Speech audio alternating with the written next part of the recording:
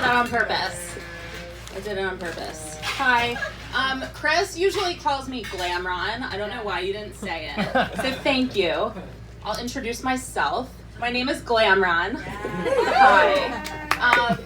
I was given that name by some fine folks here. I think maybe Jess Conda, the popular Jess. You might have. She's a nickname machine, and she may have been the person who gave me that nickname, I think. I don't know. Nobody knows. But the name has lived. Thank you. Glamron. I think they call me that because I have a propensity for sequins. I like to wear sequins. I like shiny shit. I think it's because I connected to my inner child. I've been doing some deep spiritual work. And so in connecting, I realized that a child likes shiny shit, and so do I. But then I realized, oh, I'm 35. Now I have to connect to my inner adult. So I connected to my inner adult, and I went onto dictionary.com to look up what a sequin was, because I thought that I should learn what I love instead of just blindly following something. So I looked it up, and it said that a sequin is a small shiny disc. So I love a small shiny disc. I love a disc. I love a disc. A disc, a disc, a disc, a disc, a disc, a disc, a disc, a disc, a disc, a dick. I love a dick. I'm sorry. This is not, I don't think this is supposed to be vulgar. So I truly apologize. I was really just trying to see if I could say it 10 times fast. I obviously can't. So I'm going to take that vulgarity out. We're just going to call it a D. I love a D. I love a small, shiny D. I'm wearing a small, shiny D. I love a medium D. I'm not wearing the medium D tonight, but I love it. I love a big D. I love a great, big, shiny D. I'd like to put all the Ds on me, and maybe one day I will become a D. If I'm lucky. Okay. All right. Just fuck that. Time to get serious. I know, but I have to because it's 2019 and everything is like totally fucking ratchet. Our president blows. All of the people that work for him blow. They suck. And who cares, because the future is female, right? Am I right? Yes. I wish the present was female, but the present is still patriarchy. And patriarchy, I like that new word, patriarchy, they don't like us women to speak. They're afraid when we start talking about real shit. So they're scared. They don't want us to talk about our fucking periods, but like, you came from a period, douchebag. Like, hello. We're not allowed to talk about menopause. Why don't we talk about this? That literally happens to like every single woman.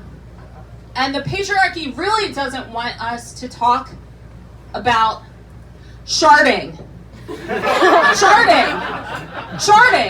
We're not allowed to talk about sharding, but what the fuck, it happens to so many people. Who here has sharded? Have you sharded?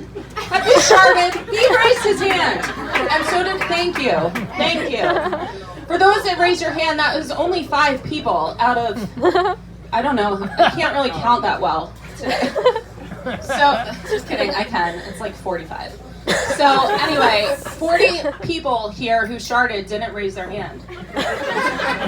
That's fine. I can sense unease. Let's just change the subject. By the way, I shart every year on my birthday. Okay, so changing the subject. Who here is drinking? That is many people. Yay, okay, we can admit to that. Great.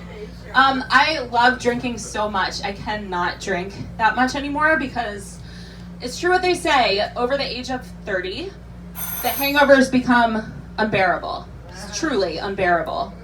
I'm 35, so I have 5 years of this. It fucking sucks. Every single year it gets worse. It starts, you wake up, you get this minor headache, you're like minorly thirsty, and you're like, oh, this is the one. This is the one where I'm gonna survive. Because it's just like not that bad at first. So, you know, I reach over to my windowsill and grab the Midol. Pro tip, Midol is a cure for hangover. Did you guys know that? Yes. A couple people knew. A man actually told me that. So thank you, men, for something. I know, right? And they market it as a period drug, but it's not. It's a hangover drug. They just thought their dollars would be higher in periods. I don't know if they were right or wrong because I don't work for them. But the Midol works for me, and it does cure the hangover. But until it cures the hangover, I have a secret stash in my house of coconut water for hangover emergencies.